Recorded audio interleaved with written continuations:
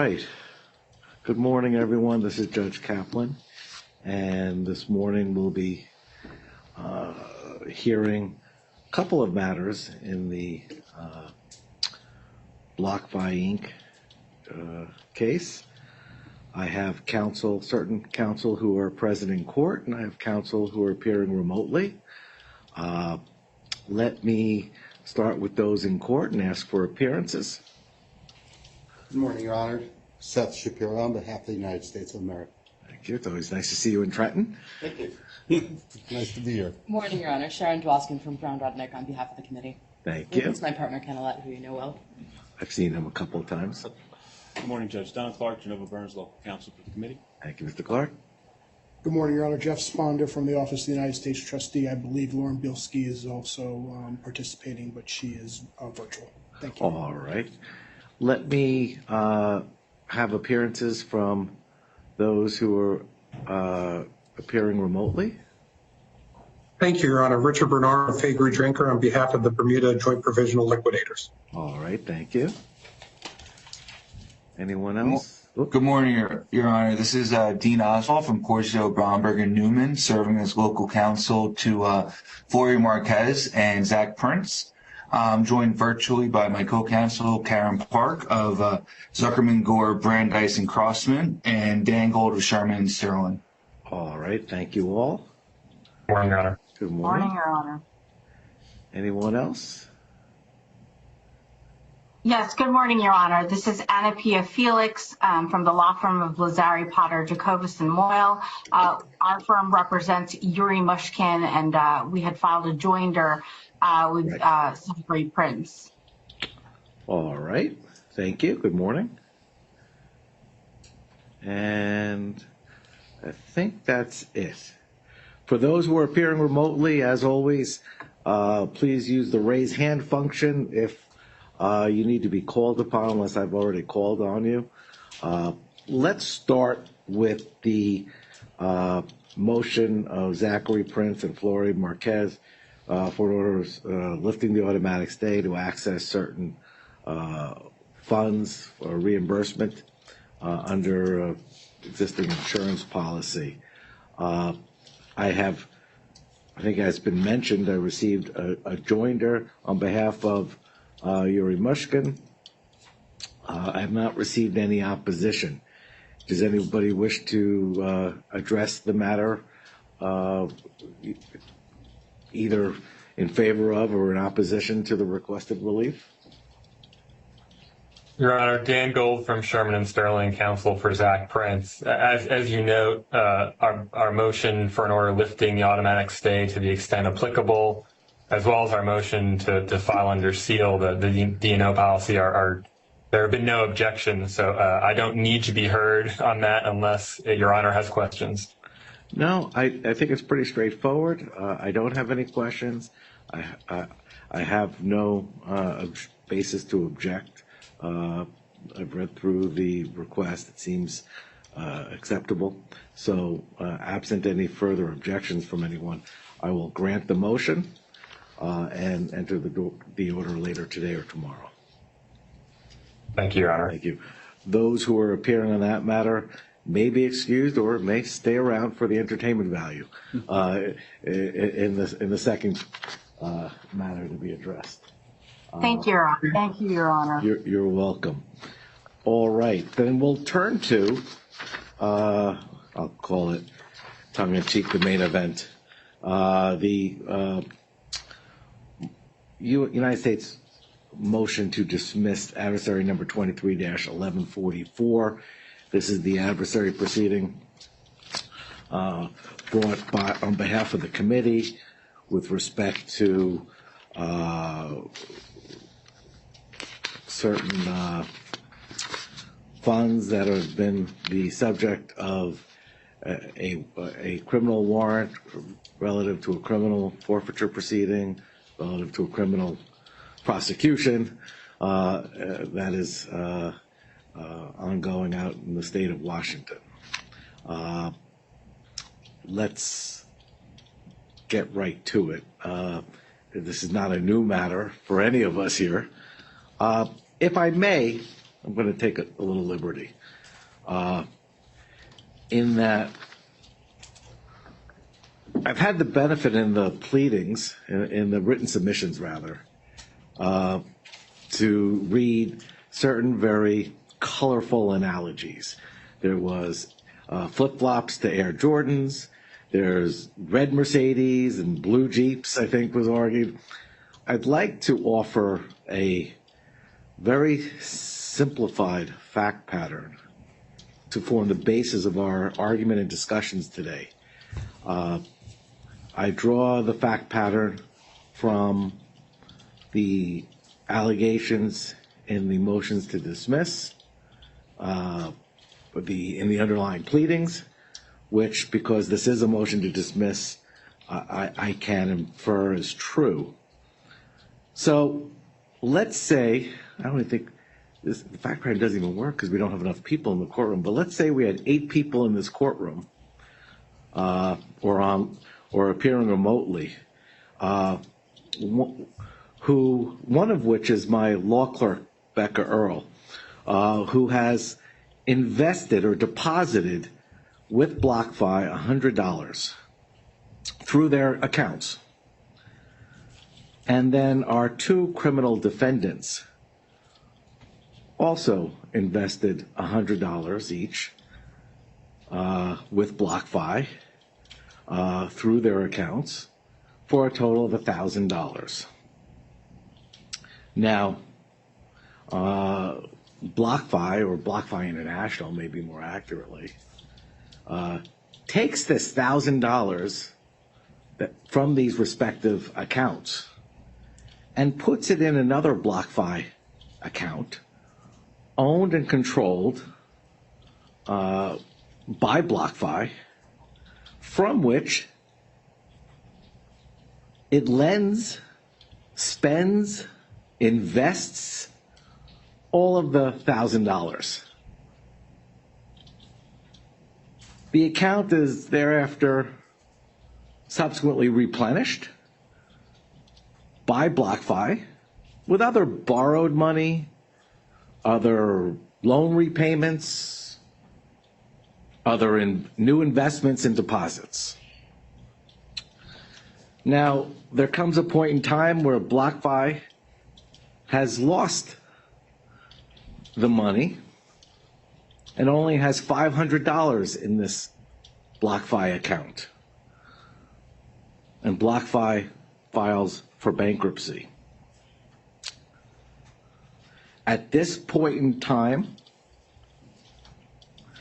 all of our 10 investors, the 8 in the courtroom, including Becca, and the 2 criminal defendants, each have claims for a share of that $500 that's there, 500 being lost, 50%.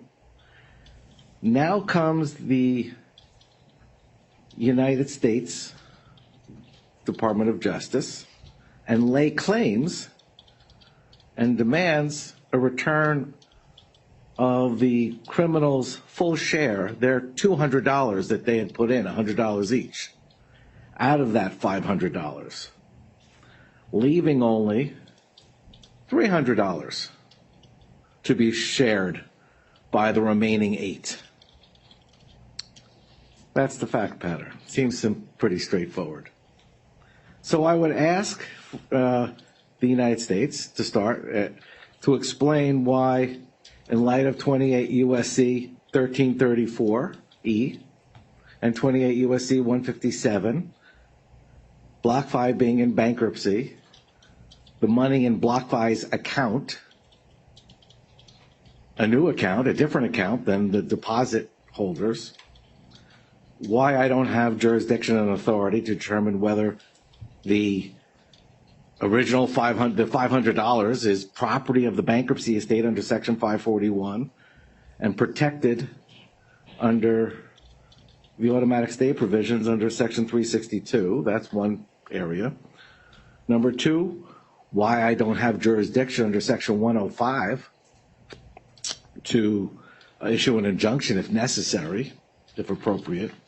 And for me, most importantly, why is it of sound public policy to have the remaining 8 investors and depositors in the courtroom put up, including poor old Becca here, put up and chip in $12.50 out of the remaining $50 share that each of them would have to pay the forfeiture obligations of the criminal defendants?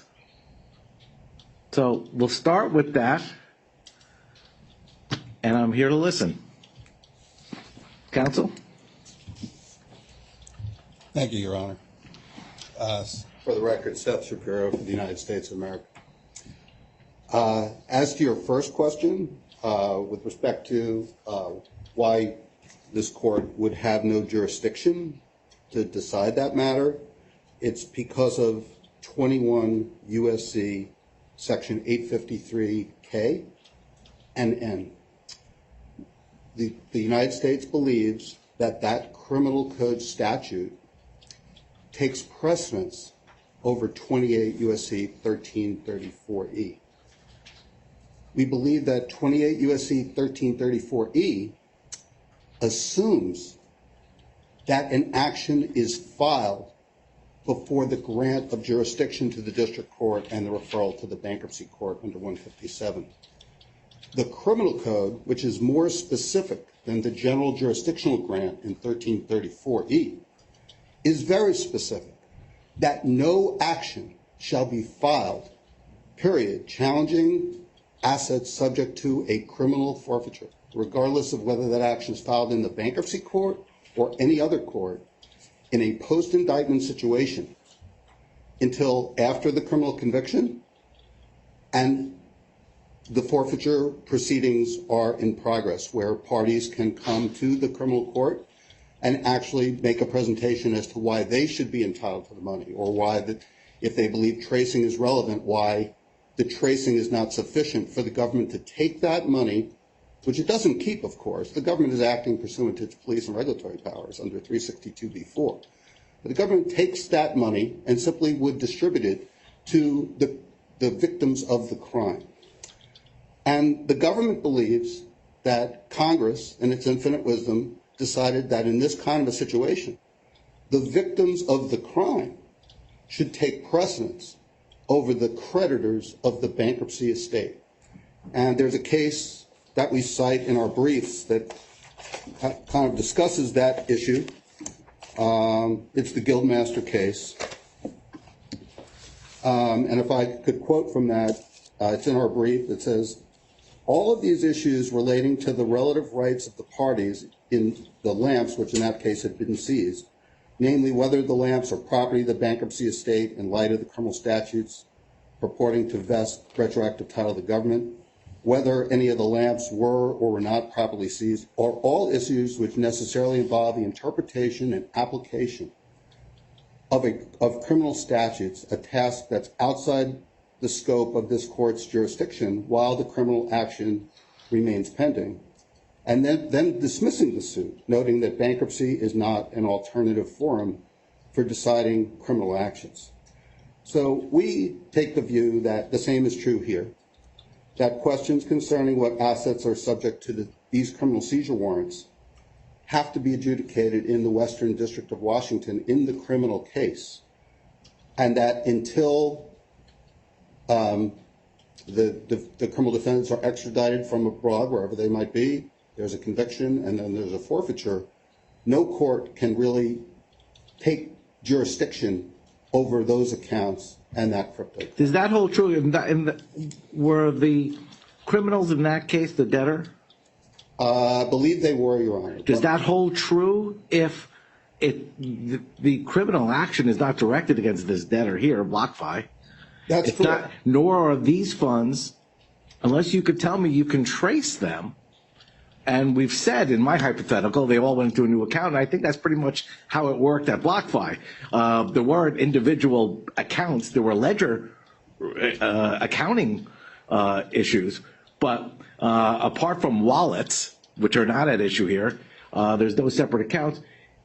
The assets don't belong to the debtor defendant as in your situation. These assets were of a third party, the debtor here, BlockFi, and tangentially the customers and depositors who have a share in it, like the criminal defendants. Right. How is it the same situation?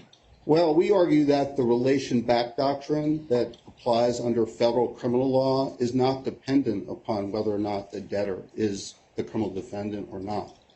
That at the time of the crimes, which occurred, many years ago, between 5 to 10 years ago, that all of the crypto at issue and the accounts, were established in that timeline. And then that's where the government's rights to seize, because the case law, Pena Fernandez, Rights and in the other what? cases, the rights in the accounts, And no, seize the accounts, the money and in the crypto. accounts, right? No, it's well. I mean, how do you seize an the account? accounts and the You're crypto. trying to seize the funds. You serve you have the U.S. Marshals come in, and they serve a warrant or court order, as they did from the U.S. magistrate judge, and then the accounts, the contents of the accounts, which at that time had been represented to us, was the full But amount. bank accounts are pretty much debts under the UCC. It's not really funds sitting in an account. When we have a checking account, I'd love to think the bank is holding my money in an account. It's really, when I deposit a check, I loan the bank money and they owe me. It's a debt from the bank. Well, How are you aren't you seizing the debt owing? That is not the government's view in a criminal case, Your Honor. In a criminal case, we believe we are seizing the account itself and the contents of that account, and that's why the government takes the view that we are not a creditor of the estate, and we're not seizing some kind of debt obligation or right to payment as defined in 101.5 of the code. We're simply seizing the actual, contents of that account. Which account? The criminal defendant's account. Well, we're seizing the account on file with BlockFi or BlockFi International, whatever happened to be the case. We're not seizing the right of the criminal defendant to the payment. We're seizing the account and its contents from the innocent stakeholder, BlockFi. But doesn't every investor customer in BlockFi have an account? But those accounts don't necessarily have anything in them. Once BlockFi exercises its contractual right to hypothecate, pledge, and they take the money and put it in a different account, can we find out if this is a motion to dismiss? Shouldn't we discover how it operates? I mean, I'm speaking from my knowledge that I've gleaned from the case so far, but is there anything in the account you just seized or you're looking to seize? We were told there was at the time that the warrants were served. We were informed by counsel for BlockFi that the money was there. Were you told the money was there or that there was a debt owed? No, the money was there, and they would cooperate with a turnover, and that's what eventually led to the negotiation of a stipulation. And as a professional courtesy, we agreed to inform the creditors committee so they would have an opportunity to come into Your Honor, to let Your Honor consider it if you wanted to, and that's how we ended up where we were. I've interrupted enough. No. I mean, we weren't trying to. I mean, this money is not going to go anywhere for a long time, right? And if we end up seizing it, we're just trying to take possession. Isn't that the problem for the 600,000 creditors and customers out there? Well, not just the 8 in my hypothetical courtroom, the actual 600,000 who are depending upon seeing a return of their investment from their interest in the accounts. But they should blame Congress, Your Honor. They should not blame the United States Justice Department. I mean, if you look at the Winpar case. No, they're going to blame me, but go ahead. But if you look at the Winpar case, Your Honor, that we cited in our briefs, the court acknowledged that allowing the forfeiture proceeding to go forward might benefit the crime victims at the expense of unsecured creditors. And the court noted that this outcome does not significantly outweigh the well-recognized public benefits of such action, namely the punishment of criminals and the deterrence of others who might be like-minded. So because, we sought forfeiture of the accounts at issue before BlockFi filed for bankruptcy in connection with a criminal action. There's no question that the enforcement of these warrants is accepted from the stay under 362b4, and that the priorities set forth by Congress are to ensure that those criminal victims are afforded the opportunity to assert claims to those, the contents of those accounts in the criminal forfeiture proceeding in the Western District of Washington. I think the district court judge in Washington deferred to Your Honor to see if he agreed, and we understand where he was coming from. But as a practical matter, we think that Your Honor should dismiss the action and let it go back to Washington. Well, because or do we take it that the district court judge recognized this court's authority under 28 U.S.C. 1334E? I could read it that way, couldn't I? Well, he didn't state that on the record, Your Honor. What he did state is that he doesn't know very much about bankruptcy, that he had gone out to lunch with his local bankruptcy judge and explained that there could be bankruptcy issues here. And since Your Honor is, We're good at lunch. Yeah, right. Well-respected. No, you're a well-respected judge. And he wanted to give Your Honor an opportunity to rule, but that doesn't mean he might not take back jurisdiction if he thinks that something, is going to happen in the case that goes beyond what he feels is legally permissible. Doesn't that go back on a side to the question I asked, I think, during the stay motion? And by the way, I did make an error. We have also the motion to stay the action pending withdrawal of the reference that I carried to today as well. That action might be partially mooted by the fact that the district court last night, Your Honor, you may not be aware of this, denied our motion to withdraw the reference without prejudice. Well, I got to keep up. No, I didn't know they would. Okay, then. It happened late yesterday. Okay. You might want to take some time and read. It's a very short decision. But all right. So then, so that stay is mooted. The request to stay is mooted. Well, at this point, to an extent, there have been some other factors that have come up, such as, for example, the possible government shutdown in a week, and we've talked to opposing counsel about possibly, maybe waiting to see what happens with the government, so that we don't have to be trying cases while people might not be able to, be here in New Jersey to argue before Your Honor. All right, fair enough. Thank you. I'm glad.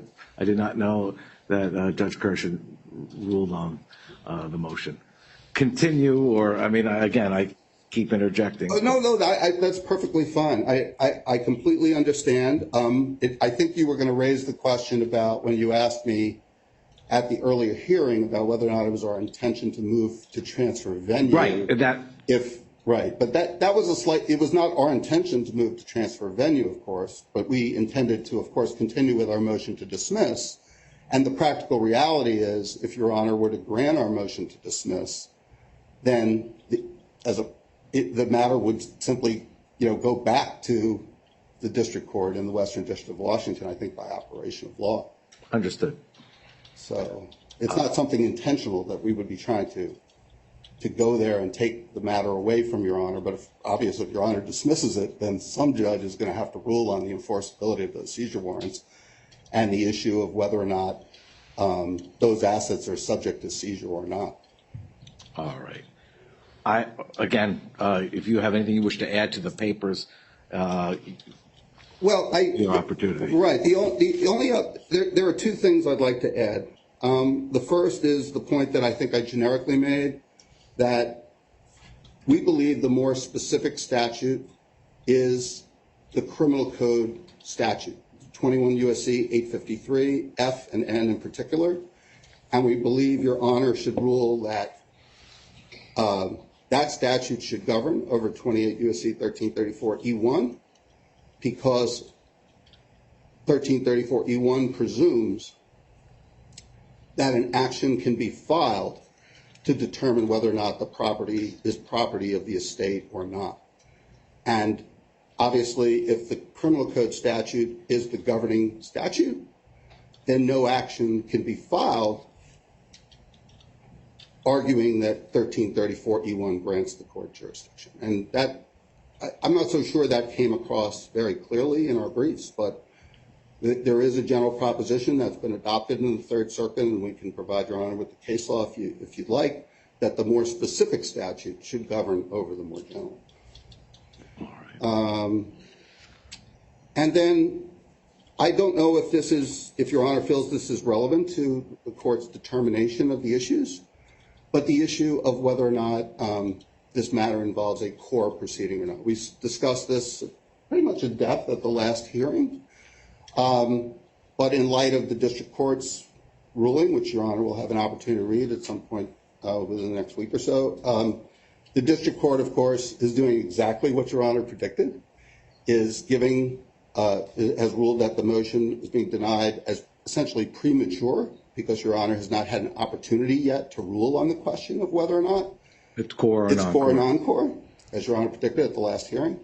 And so we would say that what's happened here in this proceeding is that the debtor has taken what is essentially a criminal forfeiture proceeding and put some bankruptcy labels on it and terminology, and has tried to argue that the automatic stay is being violated in a way that turns what would ordinarily be a non-core criminal forfeiture proceeding into a core proceeding, accusing the government of violating the automatic stay by seizing content or attempting to seize contents of an account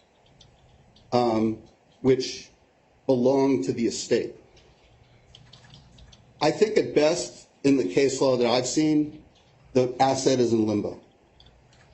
The debtor may have possession of it, the government doesn't have possession, but until that forfeiture proceeding is, until there's a conviction and the forfeiture proceeding is concluded, we don't really know, Your Honor, who's entitled to the contents of that account. And if in the confirmed, in this adversary proceeding or in the case generally, I think we have a stipulation on file that says no party will do anything with the asset until 30 days after a judgment in this adversary proceeding. But if at some point those contents are distributed to the unsecured creditors in the case under the either judgment in this proceeding or in the plan generally, then Your Honor would be authorizing the contents of those accounts to go to creditors of the bankruptcy, which is not what Congress envisioned. Congress envisioned that if there is a final forfeiture judgment, it should go to those crime victims. And yes, I do agree with Your Honor that there is some prejudice to be suffered by those unsecured creditors because they have to wait.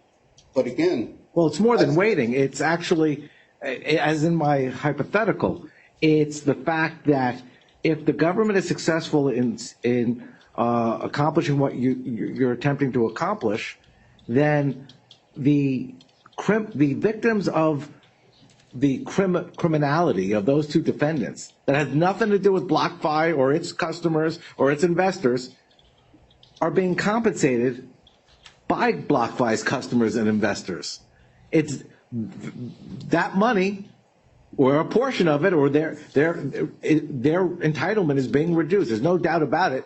Their funds are going to be reduced. Their recovery is going to be reduced. We respectfully disagree with Your Honor on that from that perspective, because we do believe that the relation back doctrine gives us the right, even in a case where the criminal defendants are not the debtor, we believe it gives us the right to seize for the benefit of the crime victims what the government was entitled to between 1998 and 2000, I think it was August of 2022, when the crimes were being committed. And as soon as those accounts were opened, well, even actually not even before that, when the crimes were committed and the criminal defendants had possession of that crypto, we had the right to seize it all. You had the right because the criminals had the right. No, we had the right because of the case law in the criminal jurisprudence that we've cited that essentially gives us what I said at the last hearing was a time machine. It gives us something that unsecured creditors don't, and creditors generally in a bankruptcy don't have. It gives us the right to go back in time and to see what the government's right was at the time the crimes were committed, well before when the warrants were issued. Once that forfeiture judgment is entered, if if we can show, and we do have the ability to trace, and we have traced up until the time when the seizure warrants were issued, and this would come out if we have a trial, Your Honor, we will be able to show that what the criminal defendants had at that time.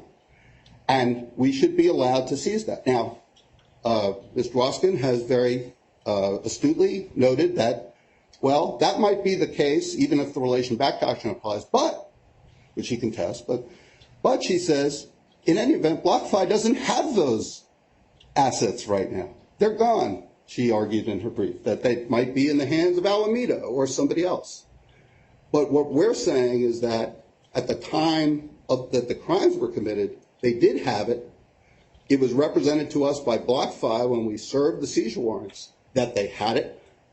And so we should be allowed to. But they don't have it now. Let's accept the premise that they don't have it now. So you're saying that you're entitled to it because they had it, but they don't have it now. So instead of getting other criminal other assets from the defendants, you're just going to latch on to third-party assets of the customers and the investors because there's money there. How is that sound policy? How does that teach a lesson to the defendants, the criminals? It's okay. Your obligation. We're gonna have the rest of we're gonna have poor Becca satisfy it with her $32.75. Well, I understand your question, Your Honor, but the point is that this is the judgment that Congress made. That when Congress created this jurisdictional scheme where they have two arguably inconsistent statutes that seem to conflict with each other, the toughest part for Your Honor and for all the courts here is to reconcile these two statutes and figure out, well, in this kind of a situation, should the government be allowed to seize that particular part of the account or the crypto and distribute that to crime victims down the road, a year or two post-conviction or forfeiture, or should that money be distributed now in this case? And that issue has never been decided in a published decision. I think I indicated I had researched it myself over a week. The cases that we've cited are cases where the government has actually already seized the asset. So in those cases, Guildmaster was clearly applicable, and we think it should also be applicable to a situation where the government has not yet seized the asset, because we're not trying to seize it for the public fisc. We're trying to seize it for crime victims who were defrauded based on, wire fraud and money laundering and the like. And these particular unsecured creditors, or creditors generally in the case, or the ones with respect to the particular BIA accounts that we're talking about, those creditors signed a contract, essentially, that they agreed, including the criminal defendants, Your Honor, where they agreed that once the money was deposited, BlockFi could do what it wanted with it. The government didn't sign that contract. The crime victims in this Hashflare Ponzi scheme didn't sign that contract. So why should the crime victims suffer as a result of some contract signed by investors who lost their investment because they signed a contract that said, we're giving you our money and you can do with it what you want? And then they're saying, oh, now I'm suffering because I'm not going to get paid in full? Well, it's the government's view that while we sympathize with those creditors, we think the crime victims are the larger victims in the general sense of the word here. The unsecured creditors, at least to the best of my knowledge, are not, they might allege that they've been victims of a crime, but there's not, to my knowledge, been any crime yet asserted against BlockFi or against anyone else with respect to their lost investment. And that's because they signed that contract. Well, all right, I appreciate your argument. Let me hear from the committee that I'm certainly is going to tell you why, in their view, what you're seeking doesn't make sense. And also we have counsel for the JPL who are going to say you're looking at the wrong law to begin with. We should first start with Bermuda law. Well, I did want to just quickly address that question because on the Bermuda law that we believe the crimes were committed here in the United States, Your Honor, and therefore it should be U.S. federal criminal law that should apply and not Bermuda law. All right. Thank you. Thank you, Mr. Shapiro. Counsel. Thank you, Your Honor. Once again, for the record, Sharon Dwoskin from Brown Rudnick on behalf of the committee. I want to address, and thank you, by the way, for laying out that fact pattern. The analogies are I take full responsibility for those, and this is it's a tricky case to trace these assets through and to think about it in terms of assets that we're more used to dealing with. But I want to address first and foremost, because I think this is really the thrust of the government's point, the allegation that sections 853K and N really do contradict what 1334E says. And I think, frankly, Your Honor, to use another analogy, we're comparing apples and oranges. We talked a little bit about 853K the last time we were here.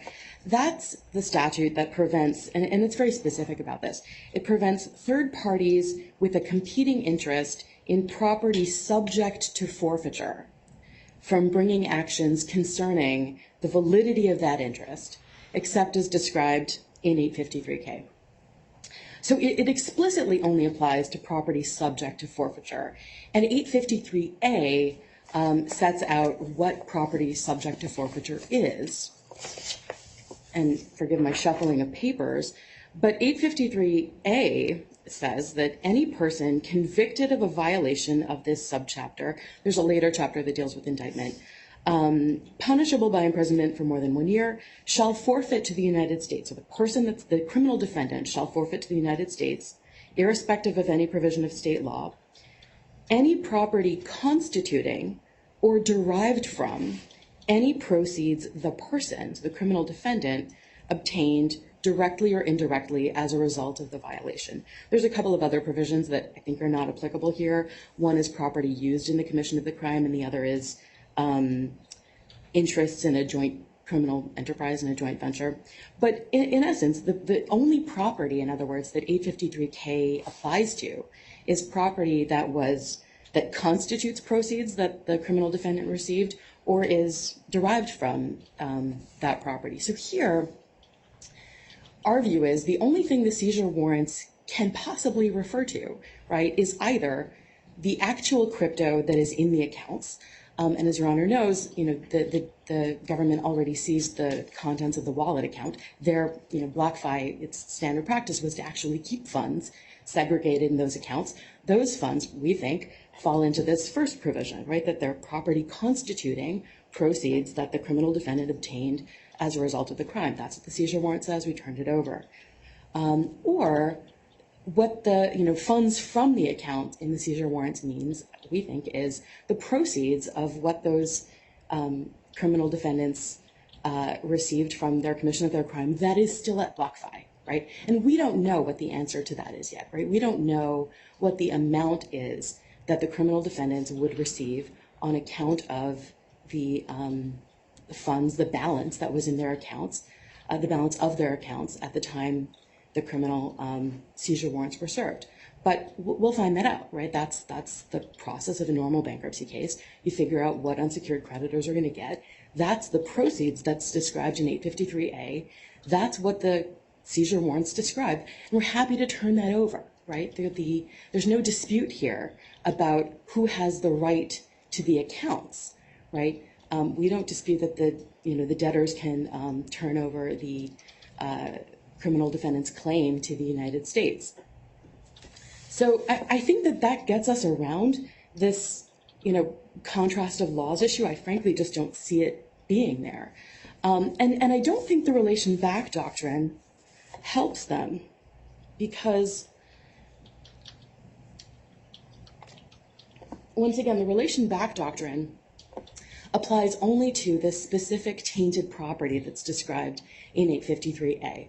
In other words, the property that is proceeds of the crime or that's derived from that.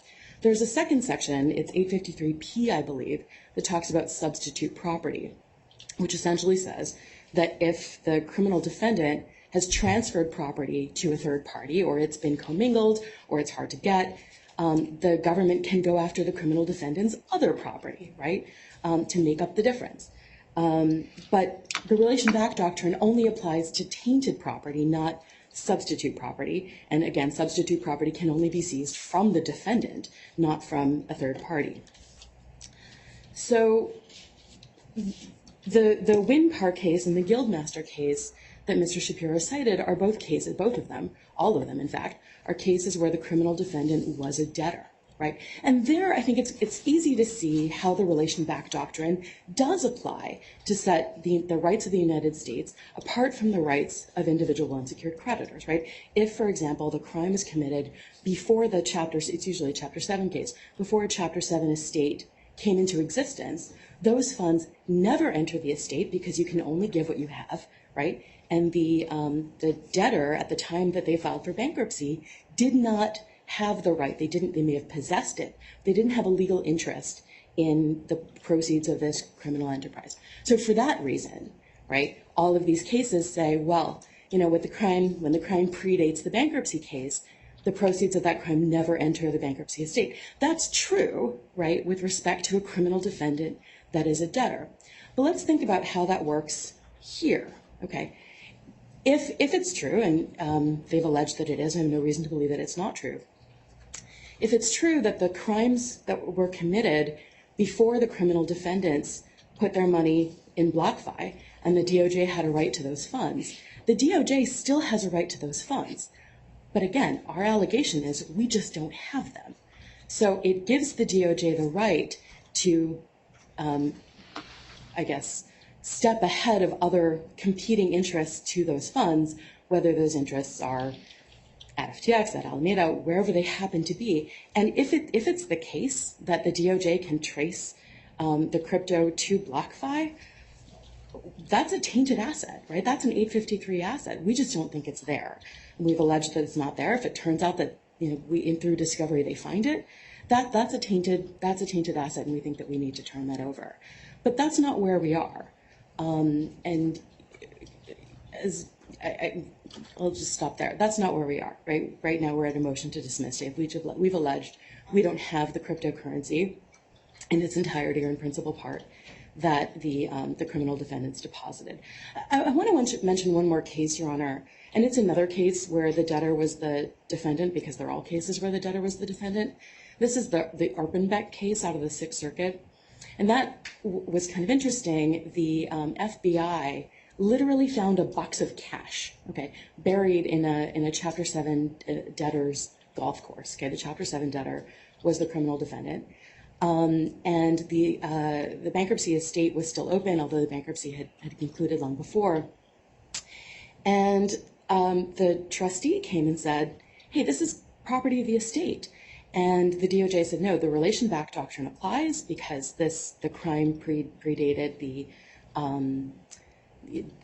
burying of the cash, I suppose, on this golf course, which was true. But the Sixth Circuit found that it was not, the relation back doctrine did not apply because they couldn't trace that cash to the crime. In other words, the connection is what's really important. 853A matters, right? It matters that this specific property is property that's derived from the crime. So even in the case of cash, right, which is fungible, because they couldn't trace it, it didn't count as 853A property, and so it was property of the estate.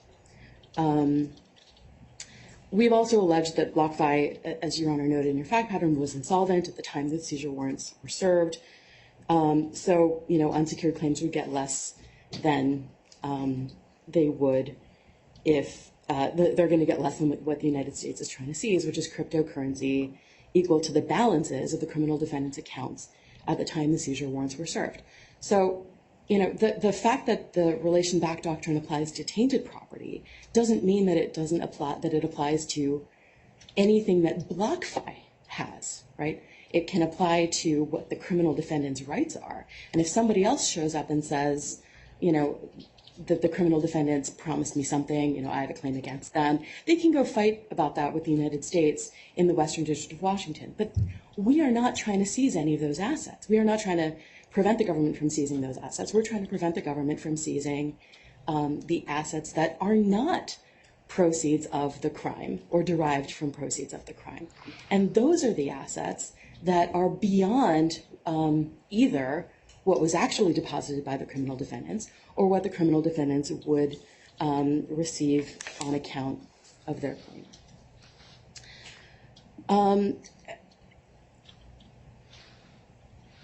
I've gone through this. So I think I've really addressed all of this. I do want to address very briefly the United States sovereign immunity argument. 106A includes a broad abrogation and waiver of sovereign immunity with respect to both sections 105 and 362 of the Code. This summer, the Supreme Court expounded on what that means. I'm going to read this because I just don't want to get it wrong. The Lac du Flambeau Band of Lake Superior Chippewa Indians case, and that's 599 U.S. 382. And they're describing the automatic stay and certain other provisions of the Code. The Supreme Court held that courts can also enforce these requirements against any kind of non-compliant creditor, whether or not the creditor is a governmental unit, by virtue of 106A's abrogation of sovereign immunity. So it's technically true, I suppose, that the DOJ is not a creditor, but it's a distinction without a difference, because their only role in this case, the only thing they can possibly do with respect to BlockFi, is stand in the criminal defendant's shoes, and the criminal defendants were a creditor. So their position in this case is as a creditor, seizing the creditor's property, that is their rights against BlockFi. Let me pause and see if Your Honor has any questions about jurisdiction, because I want to turn to the 362b4 issue, but the jurisdictional issue here is relatively complicated. No, go ahead. Thank you. So that leads in, I think, to the next point, which is that the United States is making, which is that they're subject to the Section 362b4 exception because criminal forfeiture proceedings are an exercise of police power. And of course they are, right? But the adversary proceeding doesn't seek to enjoin the criminal forfeiture proceeding. It just asks this court to find that by transferring the criminal defendant's claim to BlockFi, against BlockFi to the United States, BlockFi has complied with the seizure warrants, and the United States is not entitled to anything else.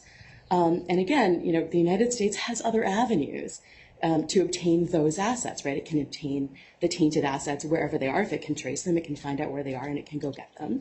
Or it can obtain, as 853P allows it to do, substitute property from the defendants, their house, their yacht, their car, whatever they want.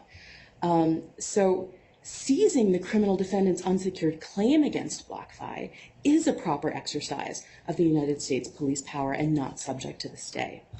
That's why the committee had no objection to turning over the funds in the wallet account.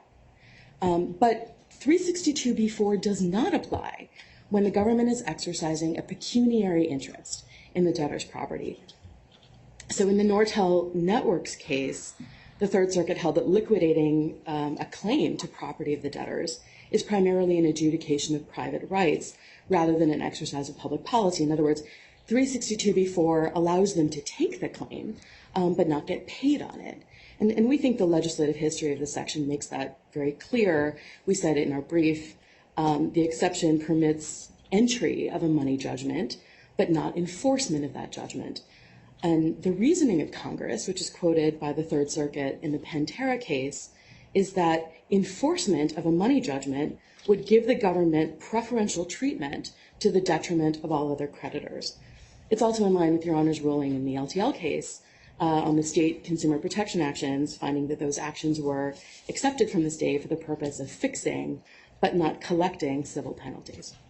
So here, by contrast, what the United States is trying to do is not just seize the criminal defendant's claim, again, to which we have no objection, but to collect on that claim in full, in kind, now, which no other creditors are able to do. And that's beyond what Section 362b4 allows.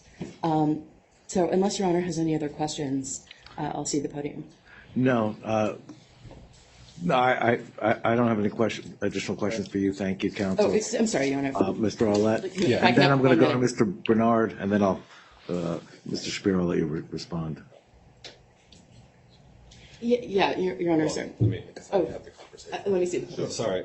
So I just wanted to, there's a particular factual assertion that Mr. Shapiro made that I wanted to respond to, where he said that the debtors said that the money was there. Your Honor, we wouldn't be here if we believed that the money had been properly traced. I've spoken to the debtors, and my understanding of what the debtors conveyed is, to use your analogy, they have $200 in the bank account. They did not say that those $200 bear the same serial number as the $200 that was deposited by the criminals. Obviously, that's a factual matter, and of course the government will be entitled, if this case is not dismissed, to try and trace. But I just wanted to clear up that particular factual issue. I guess along those lines, the issue that I raise, and the court has to come to more fulsome understanding, even when a bank, and you can go to any bank teller, you have $200 in the account. It doesn't necessarily, and actually under the UCC, it doesn't mean you actually have physically $200 in an account. You have a debt owing. It's a creditor-debtor relationship between the bank and the account holder. So you're free to comment further on that. The court is trying to take into account how that relationship differs from this actual seizing of physical, as if it were in a safety deposit box. But before I return to you, Mr. Bernard. Thank you, Your Honor. Listen, we filed papers. Surprisingly or unsurprisingly, Bermuda law is substantially similar to U.S. law with respect to the contents of the account and the account holder's rights. In that, when you look into the account, it's a ledger. It's an IOU from BlockFi International that IOU these assets. The rights of the holders of those accounts are to share pro rata in the assets available to satisfy those claims in a liquidation. The only variation in Bermuda is that under a scheme, that pro rata right could be modified. A scheme is akin to our Chapter 11, but does require supermajority voting of the creditors in each class. So in our situation in Bermuda, we are on track with the committee and its representation of what the content of the account is and what the account holder's rights are with respect to that account. All right. Thank you, Mr. Bernard. Mr. Shapiro, anything in reply? Yes, Your Honor. So if the conflict of law question is a relatively new question, we certainly, will address that if the action is not dismissed. We'll have opportunity to speak with opposing counsel and also probably in various motions. But I did want to have an opportunity to kind of respond to some of the comments made. First is, in all fairness, for the record, BlockFi did indicate later in the case that the initial representations about the account being and the funds being there was not completely accurate. And we do, if we end up going to trial, Your Honor, we'll see, correspondence reflecting that change of position. But part of what drove this so aggressively at the beginning was the belief of the government that what we were seizing was there based on what we were told. And then, of course, BlockFi coalesced and was willing to sign a stipulation, turning it all over.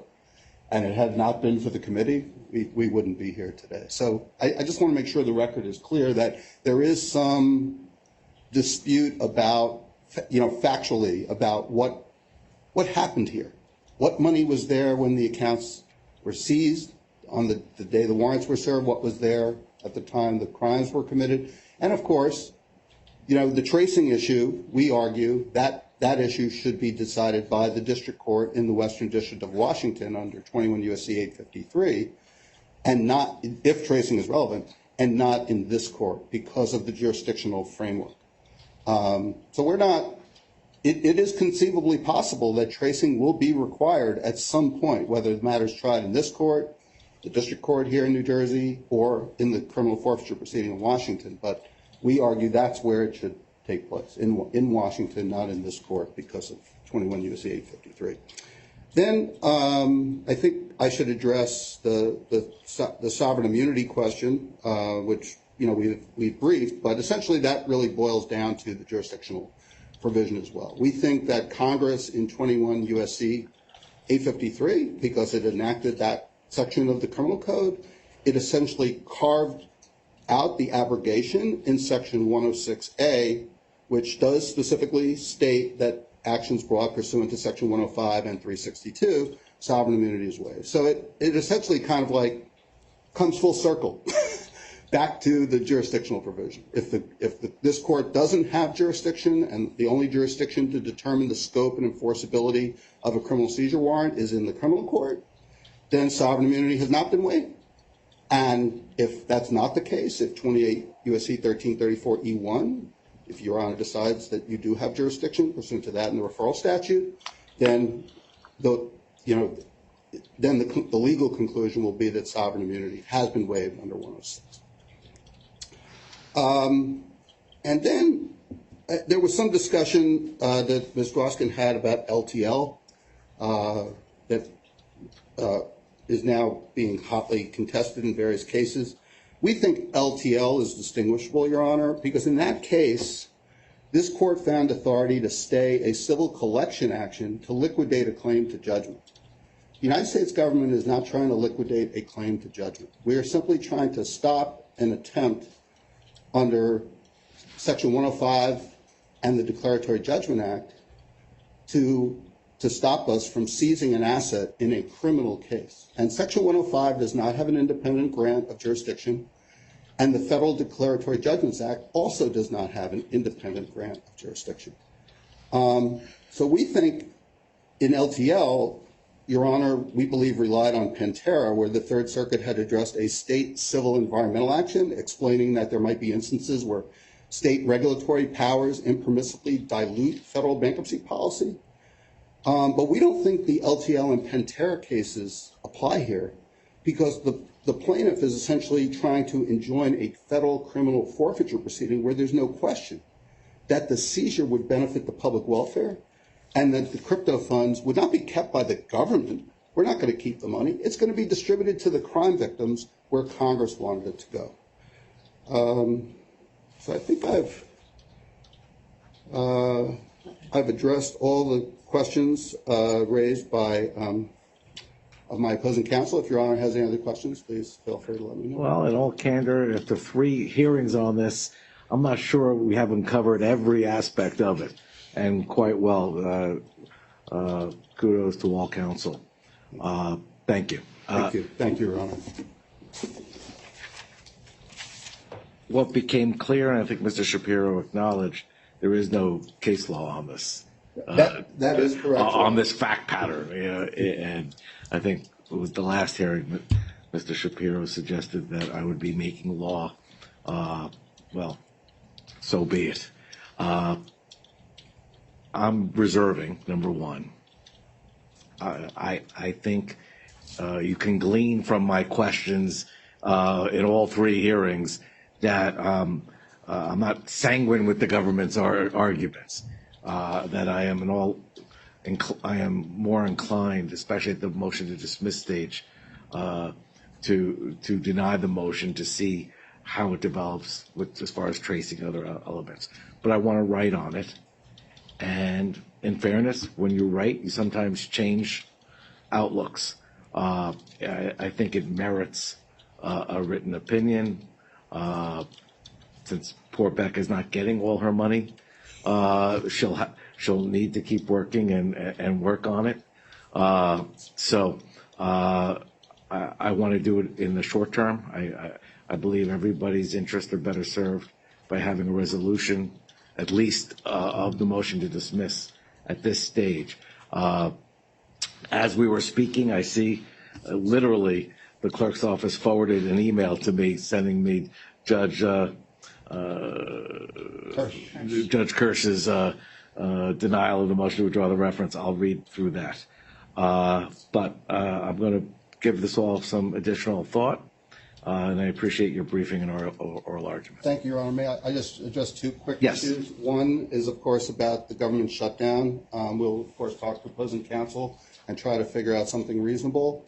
But please feel free to reach out to us, and we'll try to figure out something that is mutually acceptable if the government does shut down on We don't know, and I know September 3rd. the court always has a couple of extra weeks of hidden money to keep it going. I don't know if the Department of Justice has that, but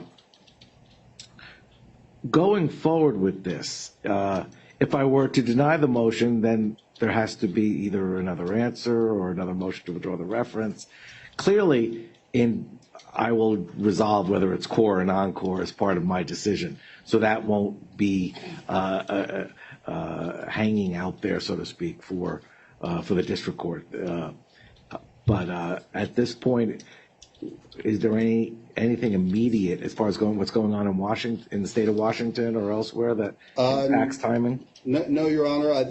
Your Honor actually addressed my second point, which was that if Your Honor decides to deny the motion to dismiss and let the proceeding go forward, we of course would work with opposing counsel to figure out a schedule. But we would ask that the court rule on the core versus non-core. I think it's issue, appropriate. So the district court has an opportunity to if we do refile a motion to withdraw the reference, to actually have that before it. Absolutely. All right, thank you. The Counsel? other thing I would raise is that the confirmation order that we've negotiated together with the DOJ and with the debtors has attempted, we think Your Honor will decide whether it's successful, to resolve issues that may arise from confirmation, right, if the committee goes out of existence. So we've all of those issues, right. Yes, in fact, I can confirm for the record, Your Honor, that the United States has negotiated consensual language. I don't know, I can't speak for Mr. Sponder in the Office of the U.S. Trustee, but I can speak for the DOJ Criminal Division, Civil Division, Commercial Litigation Branch, and also been in touch with the Tax Division. And we have worked out language with both counsel for the debtors and counsel for the committee in connection with what the confirmation order will look like. What the impact. The plan Right. on Tuesday. Mr. Sponder has other issues he's going to all right. Then thank you all. If the court has any issues or concerns or needs anything else from you as far as submissions, we'll reach out for you all. Thanks. Thank you. Have a safe trip back. Thank you. Thank you. And we are off. Thank you, Mr. Bernard. All right.